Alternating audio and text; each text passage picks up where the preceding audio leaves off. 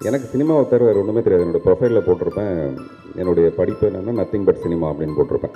சினிமாவை தவிர நமக்கு வேறு ஒன்றும் பொழப்பு தெரியாது. பண்டிகை அன்னைக்கு மிகப்பெரிய நடிகர்களுடைய படம் வர வேண்டிய அவசியமே கிடையாது. விஜய் படமோ அஜித் படமோ ரிலீஸ் ஆகிறதுனால இந்த சின்ன படங்களுக்கான வாய்ப்பு வந்து மிக குறையுது. பரபரப்பான நடிகர்கள், இன்றைக்கி மார்க்கெட்டில் இருக்க மிகப்பெரிய நடிகர்கள், அவங்க வந்தாலே விசில் அடிப்பாங்க. அந்த மாதிரிலாம் இந்த படத்தில் எதுவுமே இல்லை. கதையெல்லாம் வந்து நல்லா தான் சார் சொல்கிறாங்க, படம் பார்த்தா அந்த மாதிரி இருக்க மாட்டேங்குது. கதை சொல்கிறது இல்லை சினிமா. முதல்ல அது வந்து நிறைய பேருக்கு புரியவே மாட்டேங்குது. ஒரு கிரியேட்டருடைய திமிர் இருக்குது பார்த்தீங்களா, அந்த திமிர் தான் அந்த படத்தை கொடுக்குற ஒரு விஷயம்.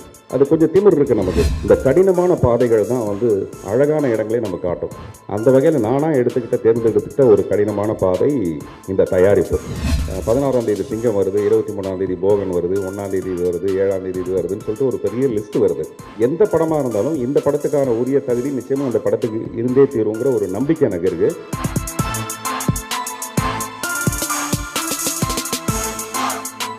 பொதுவாக நான் வந்து இந்த மற்ற ஆடியோ லான்ச்லாம் போனேன்னா ஒரு ஏகப்பட்ட ஜோக்கு, பிட்டு, கீர்த்தி சுரேஷ் பாவாடை, தொடரி அதெல்லாம் பேசி அங்கே என்ன யோசனை இருக்குன்னா, அங்கே அந்த படத்துக்கு நமக்கும் பெரிய சம்மந்தம் இருக்காது.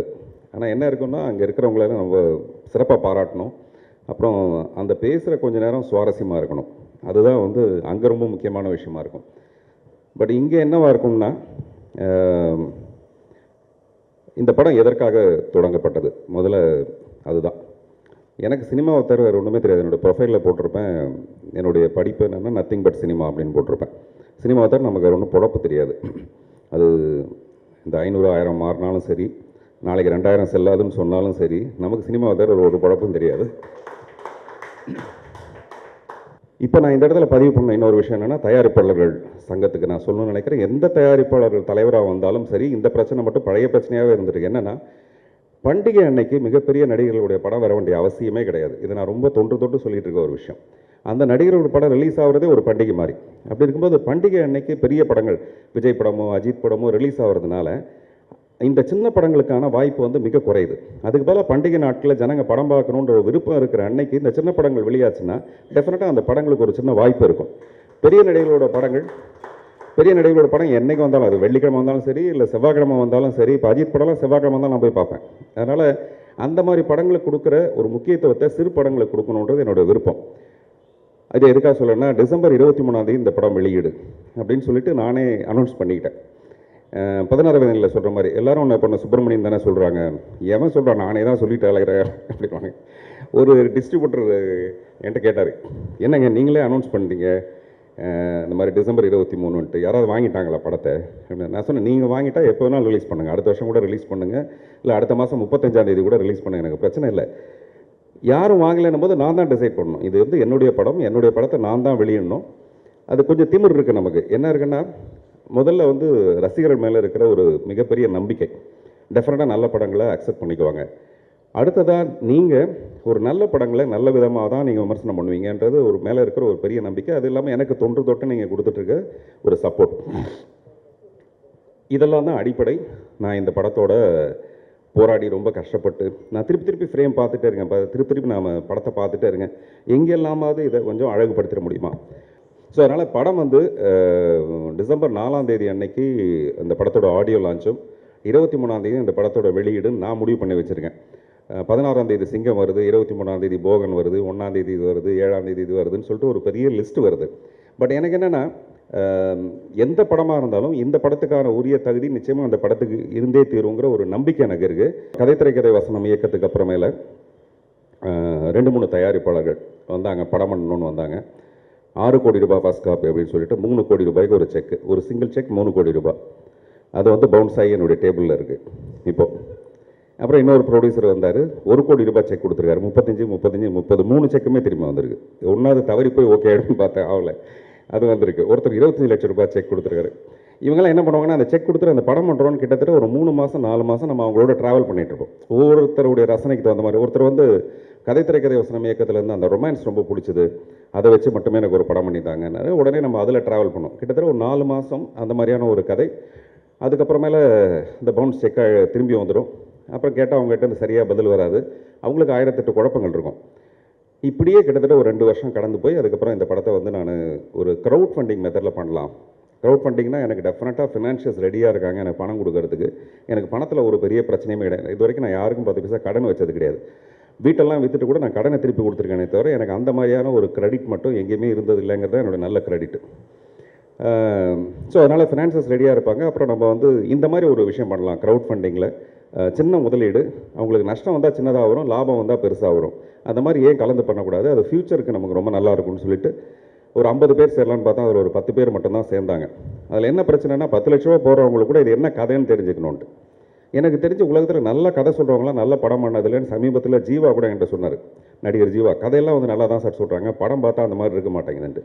கதை சொல்கிறது இல்லை சினிமா, முதல்ல அது வந்து நிறைய பேருக்கு புரியவே மாட்டேங்குது.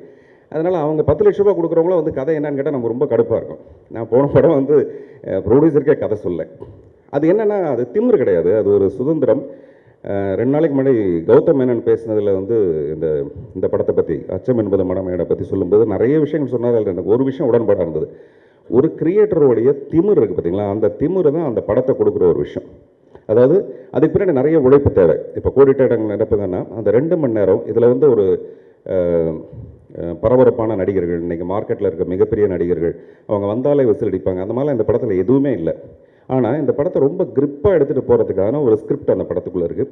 அதுக்கு பின்னாடி மிகப்பெரிய ஒரு உழைப்பு இருக்குது. இவ்வளோலாம் எனக்கு தேவையே இல்லை.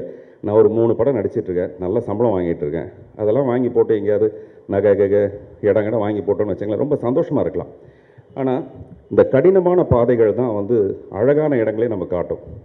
இப்போ ஒரு நீர்வீழ்ச்சிக்கு போகணுன்னா டெஃபினட்டாக அந்த பஸ்ஸில் போய் காரில் போய் இறங்க முடியாது. அங்கேருந்து ஒரு மலையில் ஏறி இறங்கி அந்த பக்கம் போய் பார்த்தோம்னா தான், ட்ரெக்கிங் போனோம்னா தான் அந்த அழகான நீர்வீழ்ச்சியை பார்க்க முடியும். அந்த மாதிரி கடினமான பாதைகள் தான் ரொம்ப அழகான இடத்தை நம்ம காட்டும். அந்த வகையில் நானாக தேர்ந்தெடுத்துக்கிட்ட ஒரு கடினமான பாதை இந்த தயாரிப்பு. டெஃபினட்டாக இந்த படம் முடிஞ்சோடனே எனக்கு பயங்கர சந்தோஷமாக இருக்குன்னு நான் நினச்ச படம் வந்திருக்குன்ட்டு. நிறைய பேர் என்ன சொன்னாங்கன்னா, அது ரொம்ப குழப்புது சார் கதை திரைக்கதை வசனம், முன்ன பின்ன சொல்கிற விதம் வந்து அவ்வளோ தூரம் புரிஞ்சுக்குவாங்களான்னு தெரியல ஆடியன்ஸ். நம்ம எப்போவுமே ஆடியன்ஸை வந்து குறைவாக மதிப்பிட்டு அவங்களுக்காகவே நம்ம கமர்ஷியல் படம் தயாரிப்போம். அவங்களுக்கு 4 பாட்டு, ஃபைட்டு, இந்த பஞ்ச் டைலாக் இதெல்லாம் பேசினா தான் அவங்களுக்கு பிடிக்கும்னு நினைப்போமே தவிர, வேறு ஒரு செக்டர் ஆஃப் ஆடியன்ஸ் இருக்காங்க. அவங்களுக்கு வந்து அவங்களுடைய அறிவு வளர்ச்சிக்கு தகுந்த மாதிரி நம்ம படம் எடுத்தால் டெஃபினட்டாக அந்த படம் வெற்றி பெறுங்கிறதுக்கு கதை திரைக்கதை வசனம் வந்து இயக்கம் படம் வந்து ஒரு பெரிய உதாரணமாக இருந்தது. ஸோ அது கொடுத்த தைரியம். தியேட்டரில் போய் பார்த்தோன்னா அவங்க சொன்னதெல்லாம் பொய்யாயிடுச்சு. அங்கே போனால் நான் என்னெல்லாம் ஜிக்ஸாக்காக பண்ணியிருந்தனோ அது எல்லாமே மிக பெருசாக ரசிச்சிருந்தாங்க. அதனால் இந்த படத்தையும் நான் ரொம்ப ஒரு மாதிரி அப்ட்ராக்டாக சொல்கிற விதத்தில் மட்டும்தான். இந்த 2 மணி நேரம் சினிமாவில் நமக்கு என்ன வேணும்னா, நம்ம கதையெல்லாம் நிறைய பார்த்துட்டோம். நம்ம தாத்தா பாட்டிலேருந்து நிறைய கதை சொல்லிட்டாங்க. அந்த சொல்கிற விதத்தில் இருக்கிற சுவாரஸ்யம், அந்த முதல்ல நம்ம கற்றுக்கிட்டது வந்து, நான் கற்றுக்கிட்டது கே பாலச்சந்தர் அவர்கள்ட்ட.